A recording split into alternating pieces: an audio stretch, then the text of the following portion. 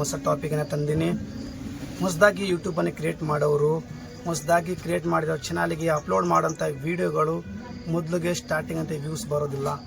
ಆ ಟಾಪಿಕನ್ನು ಇಟ್ಕೊಂಡು ನಾನು ವಿಷಯ ಮಾತಾಡೋಕಂದ್ರೆ ನಿಮ್ಮ ಮಧ್ಯದಲ್ಲಿ ಬಂದಿನಿ. ಹೊಸದಾಗಿ ಬಂದಿರೋ ಸಬ್ಸ್ಕ್ರೈಬ್ ಮಾಡೋದನ್ನು ಮರಿಬೇಡಿ ಗೈಸ್. ಬನ್ನಿ ವಿಡಿಯೋನಲ್ಲಿ ಮುಂದುವರಿಯುವ. ಹೊಸ ವಿಡಿಯೋ ಕ್ರಿಯೇಟರ್ಗಳಿಗೆ ವಿಡಿಯೋವನ್ನು ಅಪ್ಲೋಡ್ ಮಾಡಿದಾಗ ಅವರಿಗೆ ಮೊದಲು ಜಾಸ್ತಿ ವ್ಯೂಸ್ ಸಿಗೋದಿಲ್ಲ.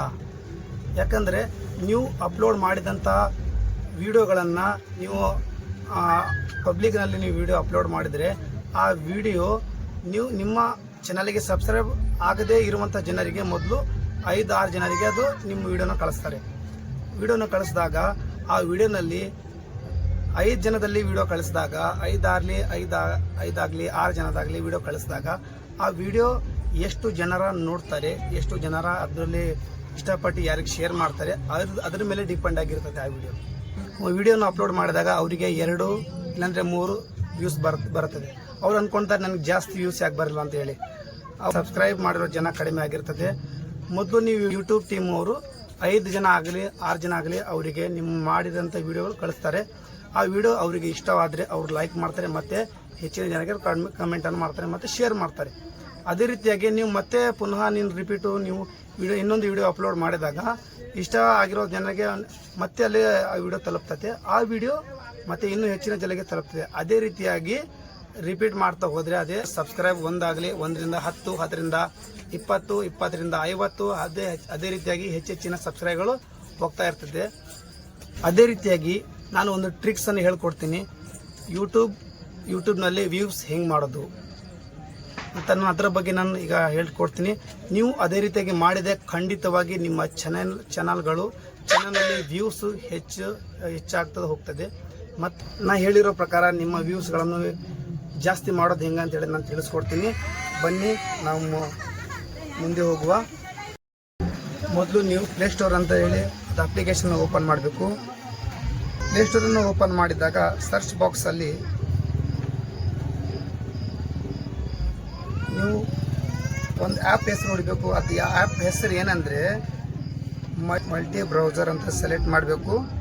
ಮತ್ತು ಸ್ಕ್ರೋಲ್ ಮಾಡಿದರೆ ಮಲ್ಟಿ ವ್ಯೂಸ್ ಬ್ರೌಸರ್ ಅಂತ ಇರುತ್ತೆ, ಅದರಲ್ಲಿ ಕ್ಲಿಕ್ ಮಾಡಬೇಕು. ಮತ್ತು ನಾನು ಸದ್ಯಕ್ಕೆ ಡೌನ್ಲೋಡ್ ಮಾಡಿದ್ದೀನಿ, ನೀವು ಡೌನ್ಲೋಡ್ ಮಾಡಬೇಕು. ಡೌನ್ಲೋಡ್ ಮಾಡಿದಾಗ ಅದರಲ್ಲಿ ಓಪನ್ ಅಂತ ನೀವು ಮಾಡಬೇಕು.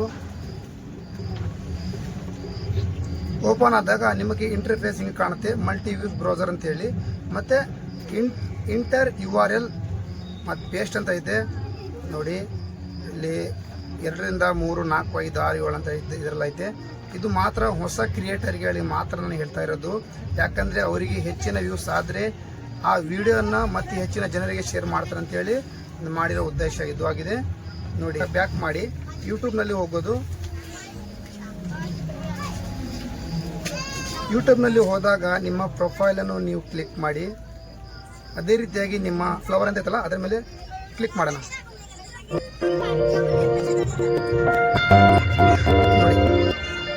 ಕ್ಲಿಕ್ ಮಾಡಿದಾಗ ಇದರಲ್ಲಿ ಕಾಣಿಸ್ತದೆ ನೋಡಿ, ಶೇರ್ ಅಂತ ಹೇಳಿ. ಶೇರ್ ಬಟನ್ ಮೇಲೆ ಪ್ರೆಸ್ ಮಾಡಿದಾಗ ಅದರಲ್ಲಿ ತೋರಿಸ್ತದೆ copy link, quick share, create post with children. ಅದರ ಮೇಲೆ ಮೊದಲು ಐತಲ್ಲ ಕಾಪಿ ಲಿಂಕ್ ಅಂತ ಹೇಳಿ ಅದರ ಮೇಲೆ ಕ್ಲಿಕ್ ಮಾಡಬೇಕು. ಕ್ಲಿಕ್ ಮಾಡಿದಾಗ ಮತ್ತೆ ಬ್ಯಾಕ್ ಬಂದು ಪುನಃ ಮಲ್ಟಿ ಬ್ರೌಸರ್ ಮೇಲೆ ಹೋಗೋದು. ಮಲ್ಟಿ ಬ್ರೌಸರ್ನಲ್ಲಿ ಹೋದಾಗ ಇಂಟರ್ URL ಐತಲ್ಲ ಅದರ ಮೇಲೆ ನೀವು ಕ್ಲಿಕ್ ಮಾಡಿ. ನೀವು ಕಾಪಿ ಮಾಡಿದಂಥ ಆ ಲಿಂಕನ್ನು ಅದರ ಜೊತೆಗೆ ನೀವು ಸೇರಿಸಬೇಕು. ಲಿಂಕ್ ಸೇರಿಸಿದಾಗ ಮತ್ತೆ ಅದರ ಮೇಲೆ ಓಪನ್ ಅಂತ ಟೈಪ್ ಮಾಡಬೇಕು. ನೋಡಿ, ನೀವು ಪೇಸ್ಟ್ ಮಾಡಿದಂಥ ಆ ಲಿಂಕನ್ನು 10 ಸ್ಕ್ರೀನ್ ಮೇಲೆ ತೋರಿಸ್ತೈತೆ. ಅದೇ ನೋಡಿ, ನಾನು ಪೇಸ್ಟ್ ಮಾಡಿದಂಥ ಆ ಲಿಂಕನ್ನು ವಿಡಿಯೋನಾಗಿ ತೋರಿಸ್ತೈತೆ.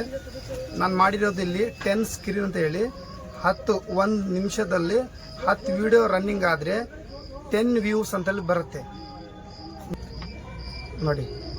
ಈಗ ನೀವು ಈ ರೀತಿಯಾಗಿ ನೀವು ಮಾಡಿದ್ರೆ ಖಂಡಿತವಾಗಿ ನಿಮ್ಮ ಚಾನಲ್ ಹೊಸ ಕ್ರಿಯೇಟರ್ಗೆ ನಾನು ಹೇಳ್ತಾ ಇರೋದು, ಖಂಡಿತವಾಗಿ ನೀವು ಹೀಗೆ ಮಾಡಿದ್ದೆ ನಿಮ್ಮ ಚಾನಲ್ ಬೇಗ ವ್ಯೂಸಲ್ಲಿ ತಲುಪ್ತದೆ. ಮತ್ತು ಹೆಚ್ಚಿನವಾಗಿ ಯೂಟ್ಯೂಬ್ ಟೀಮ್ಗಳು ನಿಮ್ಮ ಚಾನಲ್ ಮತ್ತು ಬೇರೆ ಜನರಿಗೆ ಅವಕಾಶ ಮಾಡಿಕೊಡ್ತದೆ. ಈ ವಿಡಿಯೋದ ಮುಖಾಂತರವಾಗಿ ನಿಮಗೆ ಇಷ್ಟವಾದರೆ ಲೈಕ್ ಮಾಡಿ. ಮತ್ತೆ ಮುಂದಿನ ವಿಡಿಯೋದಲ್ಲಿ ಪಿಕ್ ಮಾಡ್ತೀನಿ. ಬಾಯ್.